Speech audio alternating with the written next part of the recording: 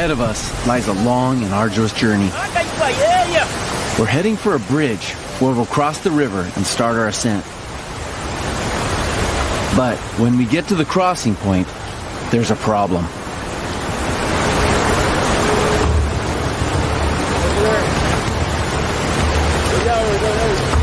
There used to be a rope bridge here. This is why we came, but it's either rotten away or, well, it's just not here. Every spring, melting snow high in the mountains rushes down into the Dulong River and causes it to surge by up to 24 feet, enough to take out a small bridge. Our only option is to make a traditional bamboo zip line and pull ourselves across. We need someone to attach the cable to the other side, so Chen calls for help. He knows there's a remote village across the river, and 20 minutes later, help arrives.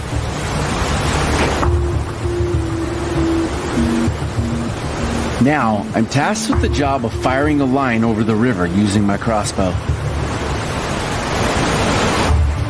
If I don't hit the other bank, the line will be swept away and tangled in the rocks.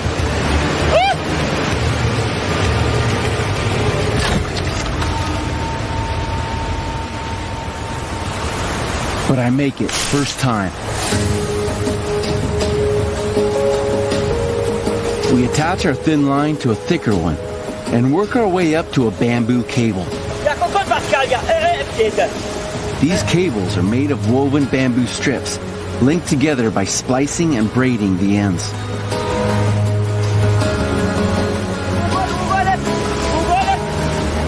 Now that we have this cable across, we're twisting it as tight as it'll go.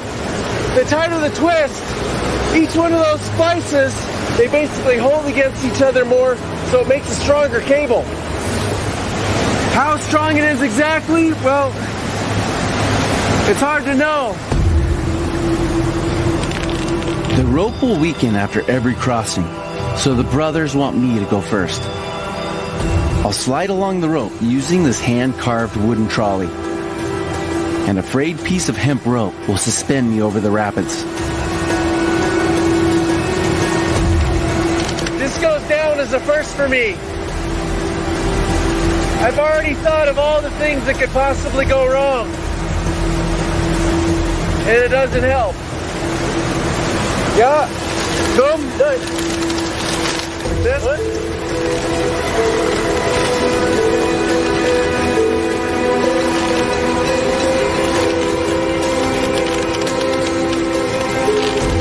If any part of this breaks, I'll be sucked into the rapids in an instant, and I might not resurface alive.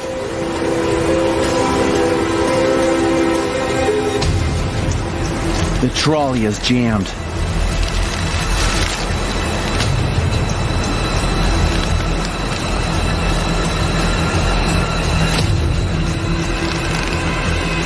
It feels like I'm just above the water. I just want to get to the other side. I managed to pull myself free, but the rope is sagging and I'm only a couple feet from the whitewater.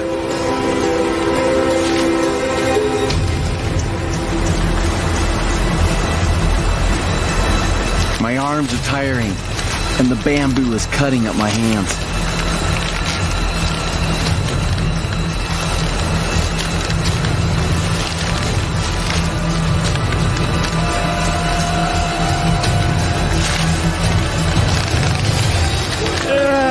Finally, I make it. I'm glad I don't have to do that every day. Woo! Yeah, that bamboo held,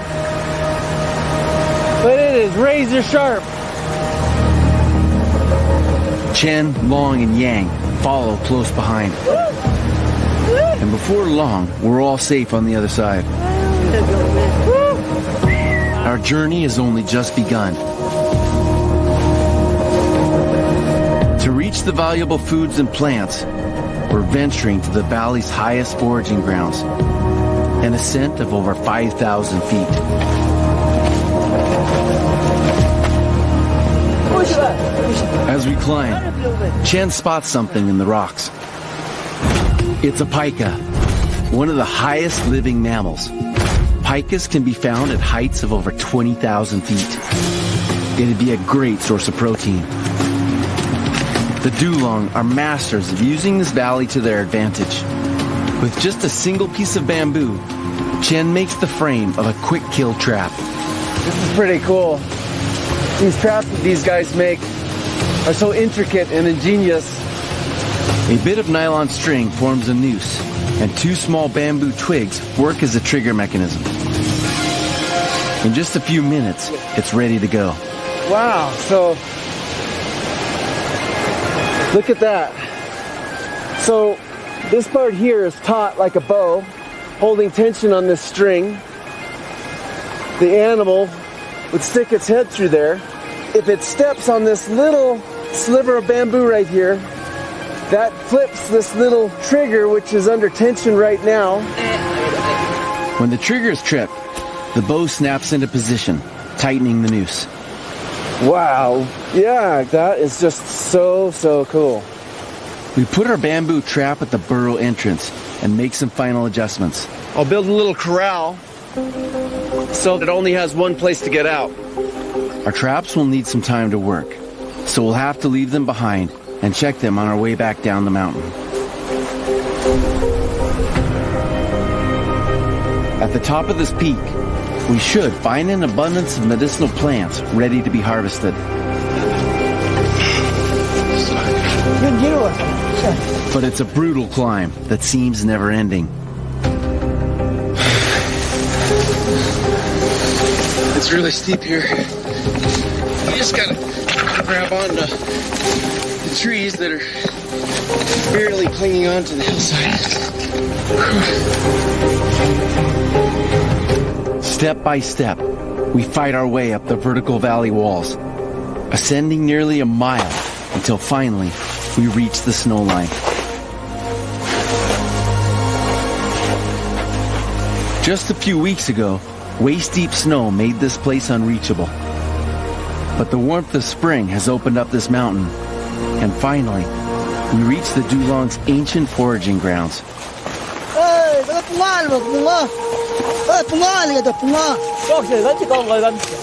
There's definitely excitement in the air because this is right when the snow has melted and all of these new plants are coming up.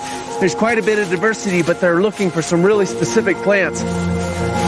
So this plant, the locals call dung, it's a really valuable edible plant. So we'll harvest this because it's growing in abundance. We'll take it down to the market. But there's a look-alike that's very, very poisonous. You got to know your plants up here, but these are the best teachers of all. We're keeping a lookout for one plant in particular. And Chen's well-trained eye soon spots it. Okay, this is a really exciting find. This is probably the most valuable plant to them. In traditional Chinese medicine, this unassuming plant is a vital life-saving herb. In the Dulong language, it's called punga. It's used as a remedy for inflammation, infection, and snake bites. And it's even been scientifically proven to treat some forms of cancer. So this is really exciting. We are on this slope at the exact right time, right when the snowpack has melted away, revealing the ground. You can see all of these herbs just springing up, but finding these really obscure plants that are so useful in Chinese medicine, this is why we're here. The Dulong take these precious mountain herbs down to the market to sell. It forms an important extra income for them and their families. It's a good find, so we fill our baskets to the brim. But our mission is far from over. We'll descend the ridge and cross over to the next mountain pass, where we'll search for wild honey. Hey! On our way down, we check our traps for a much-needed meal.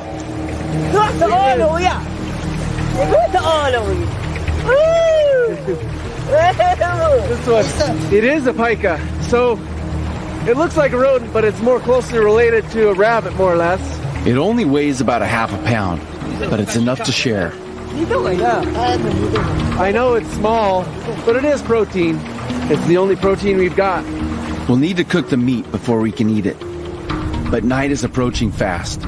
Now, our priority is to lose altitude and make camp. On the banks of a mountain tributary, giant boulders will form the perfect walls to a shelter.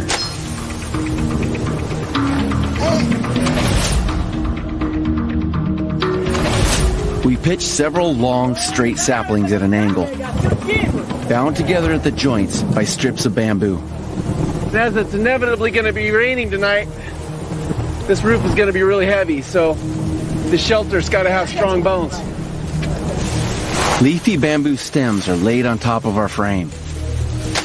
Multiple layers create a thatched roof that's well insulated and nearly waterproof.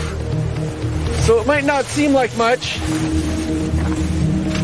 but all of these individual bamboo leaves acts as a little shingle.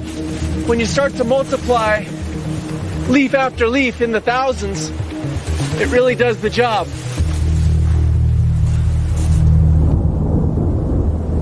Before we turn in for the night, we get the fire going and cook up our meager meal. If you try to pick through all the bones, it's like trying to pick through fish bones, and you're not going to have much meat left. So you just kind of crunch it up, all the heart and lung and spleen, the bones in there too. That's where all the nutrients are. I don't think they've ever seen a pica cooked this way. I cook it on a scalding hot stone, and soon it's ready to serve. You gonna try?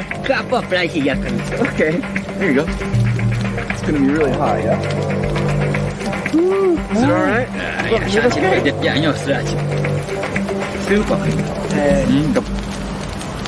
For dessert, we break out barley pancakes we brought from the village, and then settle down for the night in our cramped cave. It's pretty tight quarters in here, but for these three brothers, they've been living their lives together, so they don't mind being so close. So I guess tonight it's the three brothers, all nice and cozy, and the one long lost brother.